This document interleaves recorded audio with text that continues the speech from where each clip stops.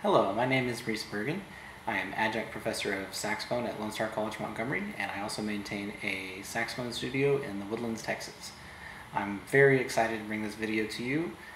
In this video, we're just going to present the most basic information about handling your instrument and properly assembling and disassembling the saxophone. So let's get to it. First of all, case care, very important. How you handle your case will greatly affect how much money you spend on fixing your saxophone when it inevitably needs to be fixed. So the case is essentially the only thing keeping your saxophone out of the shop constantly. So it's important that you handle your case with care. So when you set your case down, be sure that you set it on the ground if at all possible. If it's on the ground, it can't fall. And if it doesn't fall, then it's not broken. So set the case down on the ground, and whether you're setting it down or picking it up, be sure that you're doing it very gently and not quickly. I've seen it happen many times where somebody very quickly picks up their case, but they forgot to latch it and the saxophone falls out. You don't want that to happen to you.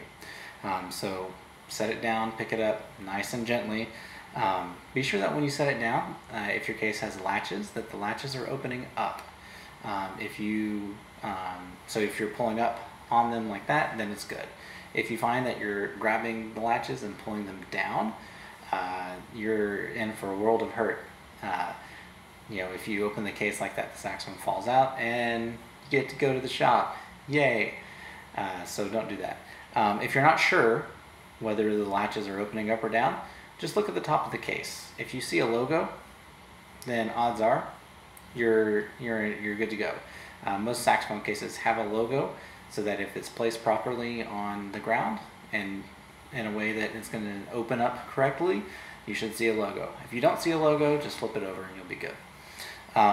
So that is how to properly handle your case. Let's watch some examples of how not to handle your case. And I'll say it one more time just to be absolutely clear. What you are about to see is not how you should handle your case.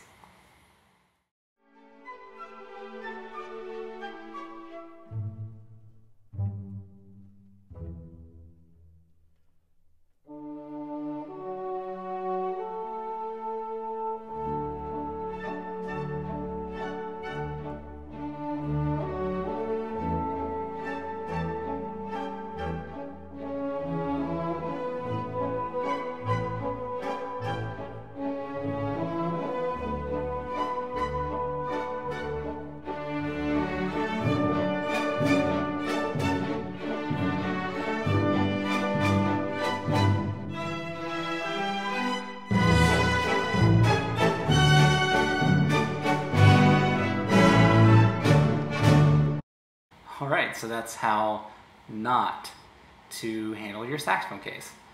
I will emphasize it one more time. That is not how you do it. They say don't try this at home. You just shouldn't try this anywhere. So now we know how to handle our case. Let's talk about what's inside it. So the inside of your saxophone case should look something like this. In the middle of the case, you'll have the largest piece, which is the body of the saxophone, and it has all the keys on it. Somewhere in the case, you will also have your neck, which is the L-shaped metal piece there. Mine is up in the top right corner. Yours may be located in a different spot in your saxophone case, but it should be there. Every saxophone case has a storage compartment, and in your storage compartment, you should have your reeds. You can keep them in your box, or you can buy a separate reed case. But either way, I encourage you to have at least 4 reeds on hand at all times. Also in that compartment, you should have your mouthpiece cap, and ligature. We'll go over specifically how to assemble this in a little bit, but it should be there. Some saxophone cases have dedicated little cubby holes that you can put the mouthpiece in, along with the cap and the ligature when you're not using it. If your saxophone case does have that hole, then that's where it goes. 2 basic maintenance items you should have are your swab and cork grease. The swab is used to clean the saxophone after you are done playing, and the cork grease is used occasionally to help the mouthpiece get onto the cork of the neck.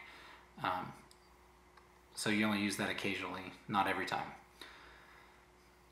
Also in your case, and not pictured here, you should have your neck strap. I like to keep my neck strap in a pocket that's not in this picture, it's on the outside of the saxophone case. I like to put it there just so it's out of the way and I can keep it nice and organized on the inside of my case. So there you go. That's everything that you need to have inside your case. Okay, so now that we know the names of everything, let's talk about how to put this together. So I like to go from smallest to largest when I'm putting my saxophone together. First things first, you want to put on your neck strap, and it just goes on over your head. And then you can adjust it using the slider here. You can go down to make the saxophone go lower and up to make the saxophone go higher. So first things first, I always just put that on. That way when I get to the body, I can just hook it up and I know that I'm not going to drop it. Okay, so first thing, grab your mouthpiece and mouthpiece cap, and then you'll need one reed. Let me go ahead and take the cap off and soak that reed in your mouth for about 30 seconds. For time's sake, I'm not going to do 30 seconds because that's a long time when you're making a video. So we want to put the reed onto the front of the mouthpiece, which is this part right here. And you want to be sure that you have lined it up with the tip of the reed lined up with the tip of the mouthpiece, and then you don't want it tilted one way or the other. You want it nice and straight on the mouthpiece. And if you set it up right, it should look something like that. So basically you want to have just a little tiny hairline of the mouthpiece visible, if at all, but you definitely don't want it to go over. You just want to line them up nice and good. So once you have that, the next step is to grab your neck, which remember is that L-shaped metal piece. Looks like this, and this part of the neck is called the cork. And that mouthpiece, you can just wiggle on that mouthpiece, and then make sure that the ligature is lined up. I should also mention that when you were looking straight on to the ligature, you want to be sure that the screw is on the right side. Some ligatures have the screw on top, some have the ligature on, or some ligatures have the screw on the bottom. But no matter whether it's on the top or the bottom, that screw, the head of that screw, the part you turn, is going to be on the right. That's how you know you've done it well. Alright, so now we've done the mouthpiece and the neck, and the final step is the body. Right, so I said when I pick it up, I go ahead and attach the neck strap. My neck strap has a hook, so it just slides on.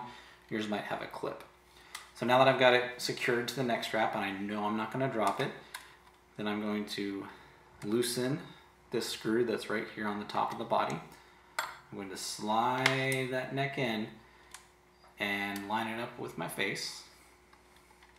And then you just tighten it. And there you go. You have now successfully assembled your saxophone. Okay, so we're going to pretend that we just played a bunch. Now it's time to disassemble the saxophone. So again, we're going to go from smallest to largest. So the first step is to take your mouthpiece off. And then I like to kind of like, there's usually going to be some spit right here, so I like to kind of hit it against my leg and just kind of get as much of that out. And I let it get on my pants. Probably not the cleanest way to live, but there you go. So once I've done that and I've gotten some of the spit and condensation out of it, now I'm going to loosen that ligature, slide it off, and then put my reed, again drying it off on my pants, and then I'm going to slide it back into its little reed case.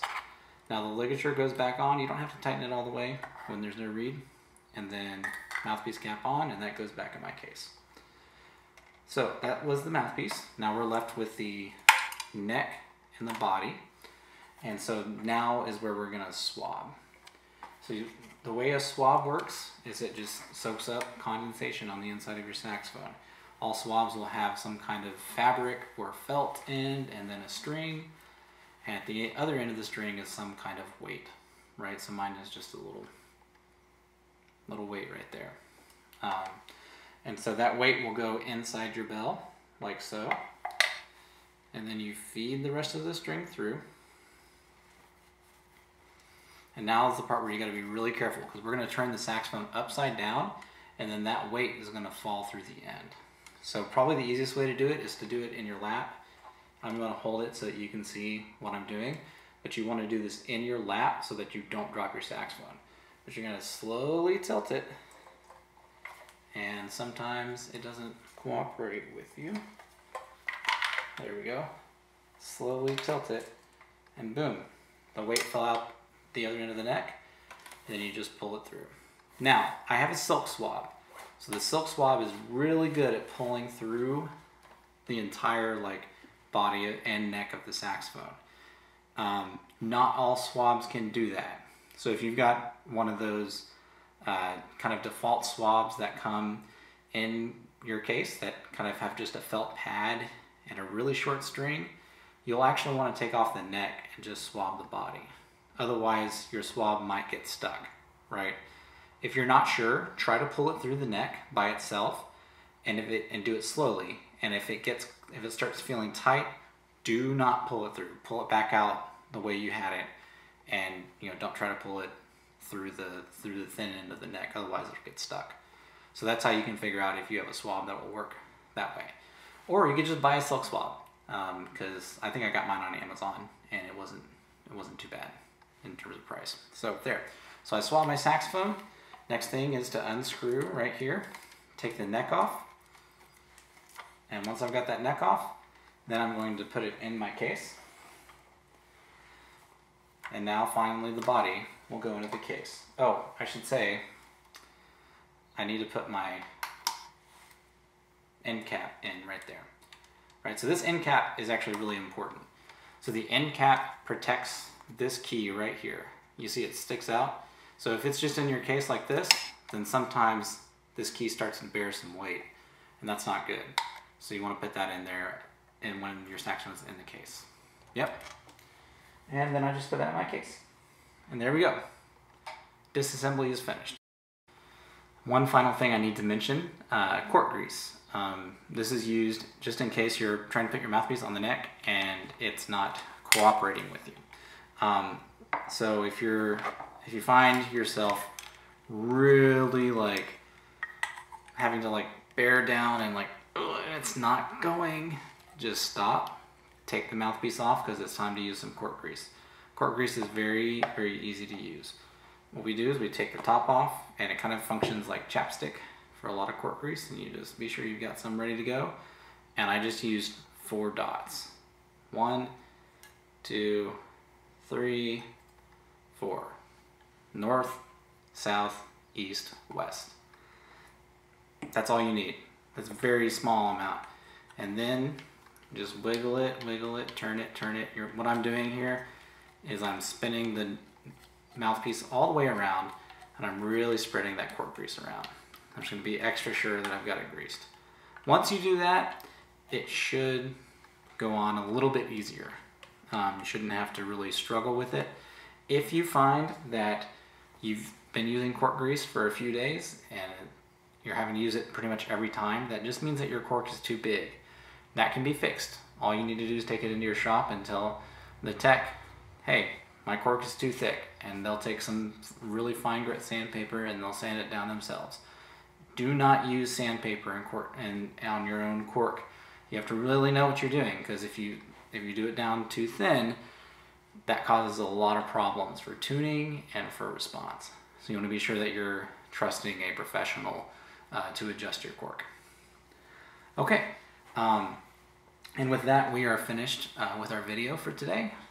Thank you so much for watching. I am hoping to put more of these videos together. It's been a lot of fun, and I can't wait till the next one.